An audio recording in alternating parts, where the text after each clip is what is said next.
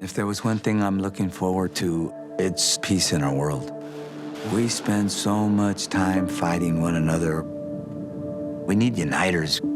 That doesn't mean that we don't fight and stand for our principles, but we gotta reach out and listen to people that we disagree with too. It's too simple to do the other.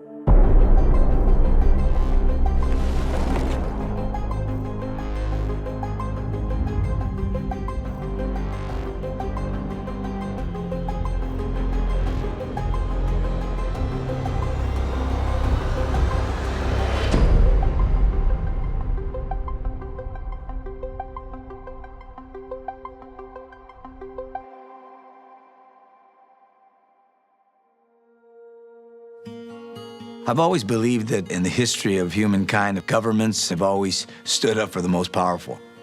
They don't usually need the support of government. It's the people that are at the bottom, that don't have a voice, that are marginalized, that are poor. So those are the folks that early on I felt inspired to serve. Why do you think you've had so many successes? This country's given me so much. It gave me a shot. In Bow Heights, where I grew up, I didn't even know what City Hall was. I never thought I'd be the mayor of Los Angeles.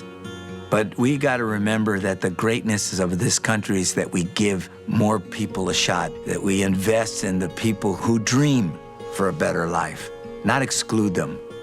When we came across the West in our wagon trains, when a wagon train broke down, we didn't leave them behind. We said, come on in. We all moved forward, and that's how America gets great again.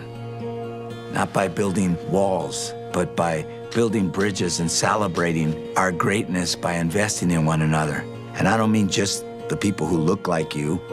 It means all of us, everybody who wants to shatter a glass ceiling and wants to go beyond the horizon. Did you think Donald Trump was going to win? No, I didn't. I was heartbroken for our country. I've never seen anybody so divisive. I've never seen anybody propagate untruths in the way that he has and willing to say anything. I just didn't think someone like him could get elected in our country. But now that he has, we got to work with him where we can and fight with him where we have to. California's going to chart a different path. For us here, I think a lot of what you heard him say, denying climate change, rollback on civil rights and voting rights, a labor department that doesn't believe in a minimum wage, an EPA that doesn't believe in climate change, and particularly this assault on the undocumented, that is not where we'll go in California. I can tell you, this is the epicenter of the foreign-born in our country. What do you think we have learned from the results of this election? I think we learned a couple of things.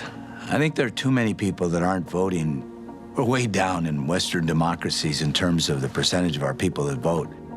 I think that we're not talking to enough of them. They've lost faith in both political parties. But actually, it's even more than that. They don't trust business, banks, the media, the religious institutions. There's a lack of faith in our civic institutions that gives me great worry. I think we've lost our way in many respects. But make no mistake, we will unite where we can. We gotta work with one another and listen to one another, not just scream. We will stand up for our values and our principles. We have to. That's what made America great.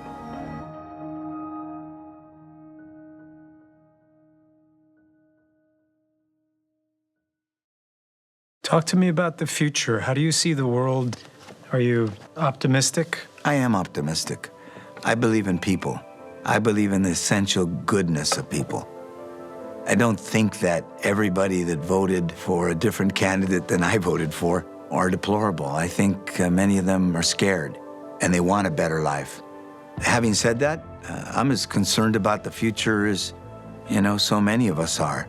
I'm concerned about climate change and the fact that there's so many deniers working in our government today and serving us in the Congress. I'm concerned that there are people that really think that building walls and deporting the undocumented is going to make America great. I'm concerned that as we embrace technology and globalization, that we forget that we're leaving so many people behind.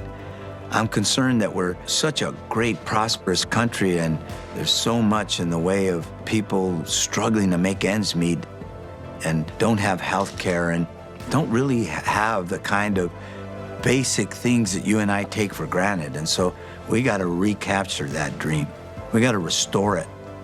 That is the best antidote to the demagogues, to the dividers. That's the best way to reaffirm who we are.